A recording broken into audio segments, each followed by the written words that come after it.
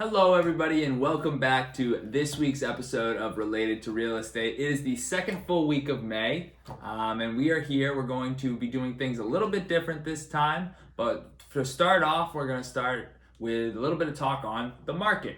So a little related to real estate. And what's happening this week in the market is pretty interesting. You know, we are hitting, May tends to be the first couple weeks of May actually tend to be the hottest listing times throughout the entire year, the course of the year. It's what we tend to find on a national level.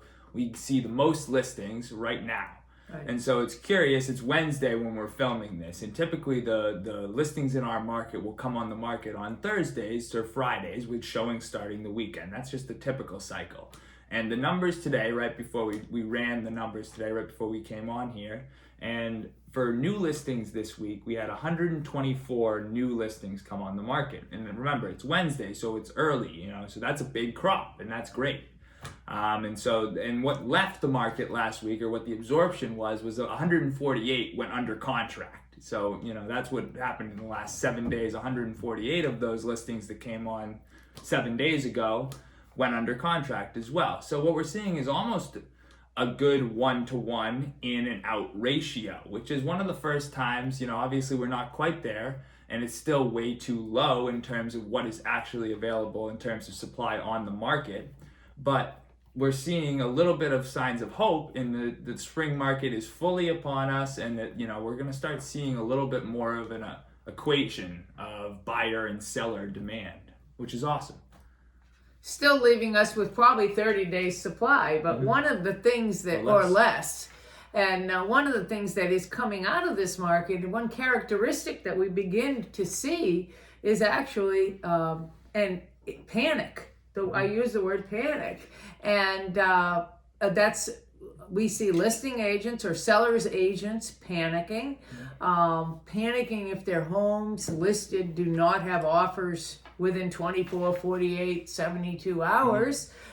We see buyers agents panicking to get their buyers in to actually see the newly listed properties that are bound to be competitive situations. And we also see potentially this transferring to the buyers and the sellers as well as the practitioners. So my advice is really just don't panic. Whether you're, there is no reason to panic. You have to assess. You always need to assess, because the only constant in real estate is change.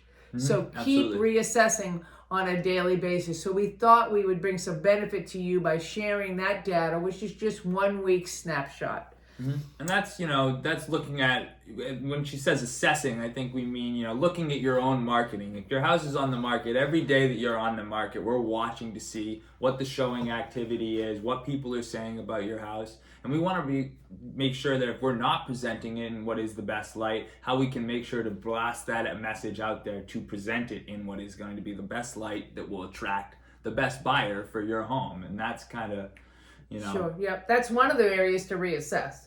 Exactly. Yep. Absolutely. Yeah. So that's the market this week. And so one of the other things we wanted to focus on when we were doing our weekly messages to you is stuff that's going on in our community. And that, obviously we live in the North Andover community, and, a lot of our clients live in this area, but we also want to hear what's going on in your neck of the woods. So, feel free to reach out to us, find us on Facebook or Instagram, or just shoot us a comment below and let us know if there's anything local going on. But, what have you been doing this past week, Mom? Yeah, we'd love to share what you've been doing, but I think one of the things that I did this week was through my association with the North Andover Rotary Club, I became aware of a program that the town of North Andover is doing to try to address the food insecurity for families right in our backyard, awesome. Right in the North Andover area. And they have partnered with the local restaurants, and the local restaurants, of course, have suffered tremendously through the shift in the pandemic, in the COVID-19 restrictions.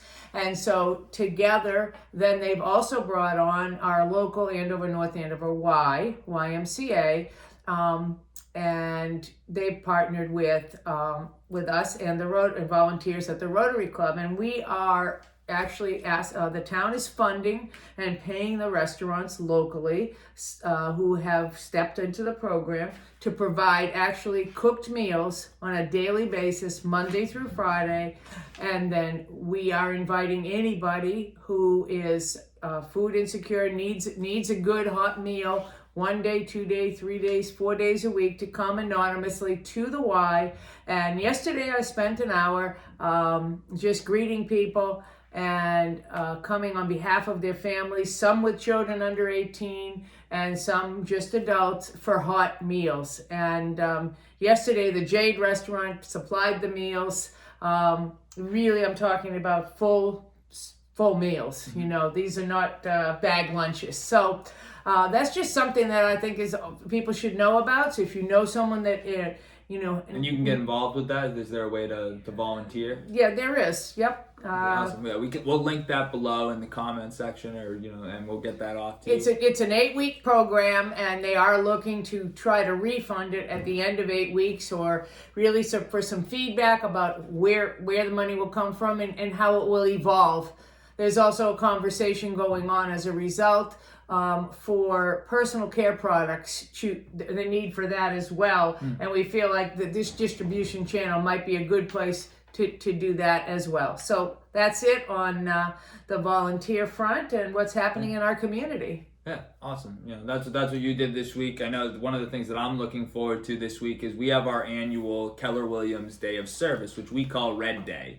And so that's tomorrow, actually, and we're going to be at the Lazarus House in Lawrence. We're going to be doing miscellaneous landscape work, some other stuff around there, the food shelter, as well as I think we're in the transitional housing as well. Exactly. So that'll be really exciting. It's a full day we get to spend where all the agents in our office, and we'll take the day off, and we'll for the most part take the day off, and we'll take some time to put some service back into our community. So be on the lookout for some more pictures about that. But I'm excited to see that. I'm always excited to get involved with Lazarus House. I used to volunteer a lot with some of my friends back when I was in high school. So it's really what's cool about Red Day.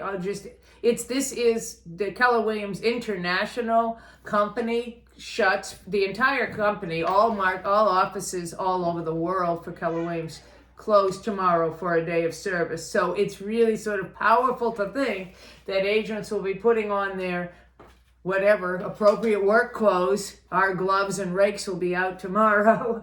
And sunscreen, because it's supposed to be a beautiful day. And they'll be working in other parts of the world for this Red Day service celebration. So I think that's kind of cool to share. Yeah, absolutely. So that's this week in real estate. Thank you all for joining us. Again, it's the second week of May, so we hope you have a great second week of May. Enjoy what should be good weather we have coming up.